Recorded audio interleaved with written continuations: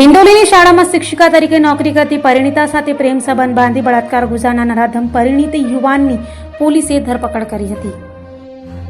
સુરતના ડિંડોલી ખાતે આવેલી એક શાળામાં શિક્ષિકા તરીકે ફરજ બજાવતી પરિણીતા સાથે શાળામાં અભ્યાસ કરતા વિદ્યાર્થીઓના પિતા નરાધમ વિજય અર્જુન આગડીએ મિત્રતા કેળવ્યા બાદ તેઓ વચ્ચે પ્રેમ સંબંધ થતા નરાધમ વિજય આગડીએ લાલચ આપી શિક્ષિકા પર બળાત્કાર ગુજાર્યો હતો। ત્યારબાદ અવારનવાર જબરજસ્તી બળાત્કાર ગુજાર્યો હતો અને મકાન અપાવવાના બહાને ઓનલાઈન 5 લાખ પડાવ્યા બાદ મારઝૂડ કરી હતી અને શિક્ષિકાના બાળકોને ચપ્પુ બતાવી ધમકી આપી હોય સાથે શિક્ષિકાના વિડીયો વાયરલ થતા આખરે પોલીસ ફરિયાદ નોંધાવાઈ હતી। જે ફરિયાદના આધારે ડિંડોલી પોલીસે નરાધમ વિજય આગડીની ધરપકડ કરી વધુ તપાસ હાથ ધરી છે।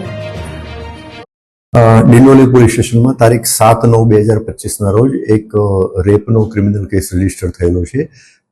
આ કેસની ટૂંક વિગત એવી છે કે આમાં જે ગુનાના જે ફરિયાદી જે છે એક શાળામાં શિક્ષિકા તરીકે નોકરી કરતા હતા અને આ કામના જે આરોપી જે છે એનું પૂરું નામ છે વિજય અર્જુન આગડે। એનું રહેવાનું છે ઘર નંબર 22 ઉર્વા રેસિડેન્સી ઇકલેરા ચોકડી પાસે ડિંડોલી સુરત। એમના પરિચયમાં આ ફરિયાદી બેન આવેલા હતા। પરિચયમાં આવ્યા પછી એમના બંનેની વચ્ચે પ્રેમ સંબંધ થયા અને અમુક લાલચ આપી અને ફરિયાદી સાથે આરોપીએ શારીરિક સંબંધ બાંધ્યો।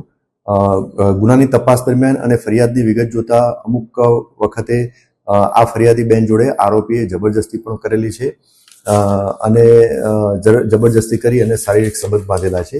તે સિવાય આ જે આરોપીએ ફરિયાદી પાસે એમને મકાન લઈ આપ્યું છું એમ કરી અને ઓનલાઈન 5 લાખ રૂપિયા પણ ફરિયાદી પાસેથી આરોપી લીધેલા છે અને ત્યારબાદ આમને મારઝૂડ પણ ફરિયાદીને આરોપી કરતો હતો અને છેલ્લે આમના જે ફરિયાદીના જે દીકરાઓ જે છે એમને ચપ્પુ બતાવી અને જાનથી મારી નાખવાની ધમકી પણ આપેલી છે અને આ ફરિયાદી અને આરોપીના જે અંગત સમયના વિડીયો જે છે એ એમણે એમના વોટ્સઅપ સ્ટેટસમાં મૂકી અને વાયરલ પણ કરેલા છે। તો જે અનુસંધાને જ આ ફરિયાદી બેને આવી અને ફરિયાદ જાહેર કરેલી હતી અને જે અનુસંધાને ગુનો દાખલ થયેલો હતો।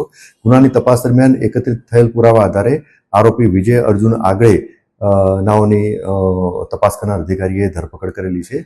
હાલમાં પોલીસ કસ્ટડીમાં છે અને એને નામદાર કોર્ટમાં સમય મર્યાદામાં રજૂ કરવાનું છે। સર, શિક્ષિકા અને આરોપી એક સંપર્કમાં કેવી રીતે આવ્યા?